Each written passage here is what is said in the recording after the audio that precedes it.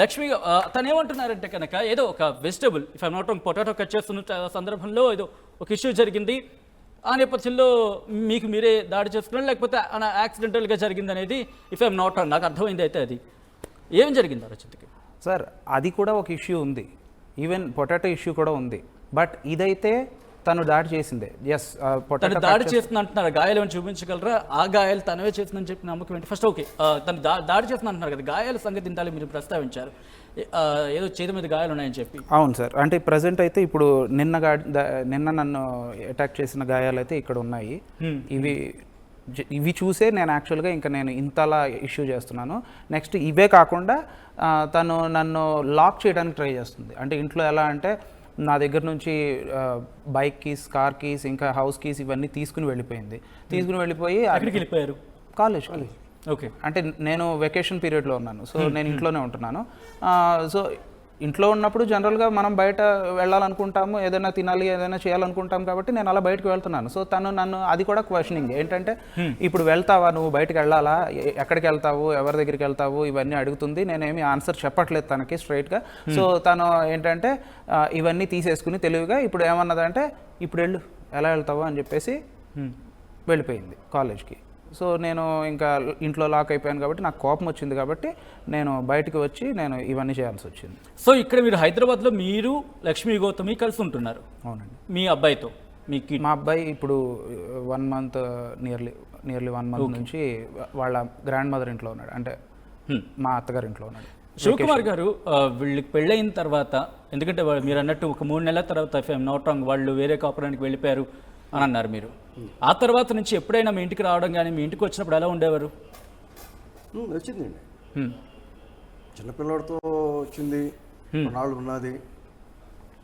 అప్పుడైనా అంతే, ఆ పరిస్థితి ఏమీ ఫేవరబుల్గా అయితే ఏం లేదండి మనకి. అంటే ఇప్పుడు అంటే సపోజ్ వాళ్ళు వేరే కాపురానికి వెళ్ళిపోయిన తర్వాత ఇంటికి వచ్చినప్పుడైనా అత్త మావయ్య వాళ్ళతో మాట్లాడడం, సఖ్యతగా ఉండడం ఇలా ఉండేదా, లేకపోతే ఎలా ఉండేవారు మీ ఇంటి, అంటే మీ ఇంటికి వచ్చినప్పుడు? మొదట్లో సఖ్యతగానే ఉండేదండి, గ్రాడ్యువల్గా ఆ సఖ్యత అనేది పోయింది. ఏం జరిగిందంటే సాధారణంగా మన పెద్దవాళ్ళు ఒక మాట అంటూ ఉంటారు, 2 చేతులు కలవందే చప్పుడు రాదని చెప్పి. మీది కూడా ఎంత కొంత తప్పు ఉండాలిగా?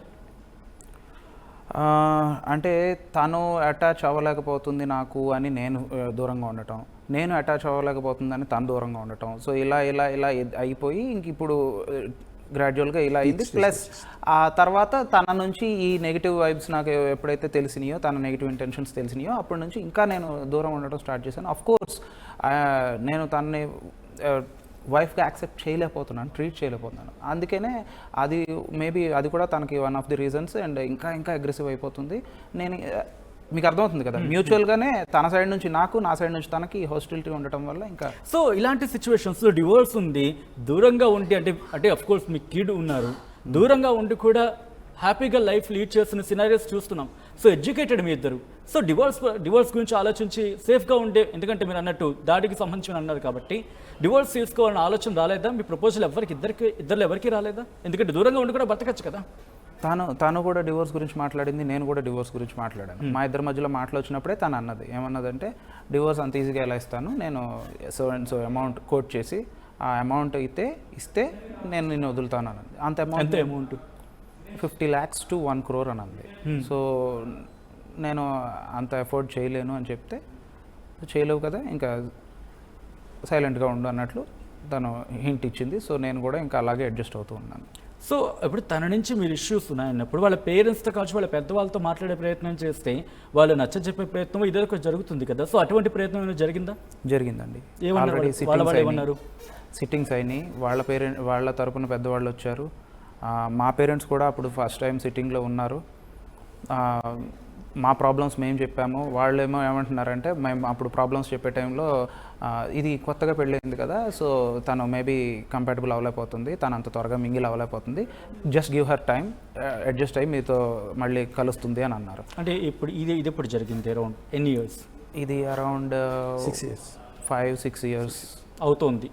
అంటే వాళ్ళతో మాట్లాడి, అదే వాళ్ళతో కూడా మాట్లాడి మీకు 5-6 years అవుతుంది? అవునండి, 5-6 years క్రితం నుంచే తను అలాగా టాక్స్ అయినాయి.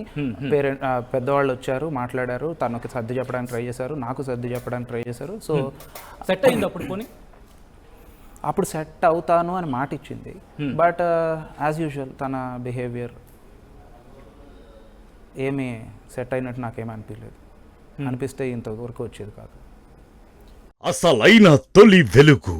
ఫాలో వాట్సాప్ @తొలి వెలుగు official.